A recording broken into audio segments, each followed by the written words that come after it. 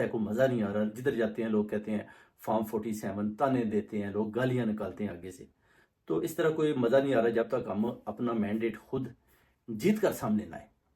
इस तरह आप देख सकते हैं आसफा भुट्टो को भी बिला मुकाबला जितवा कर सिंध से आसफ अली जरदारी ने उसको भी MNAs बनाकर असम्बली के अंदर एंटर किया। इस तरह यूसुफ रजा गिलानी के बच्चे देख लें, उनको भी इसी तरह फॉर्म 47 के जरिए सामने लाए।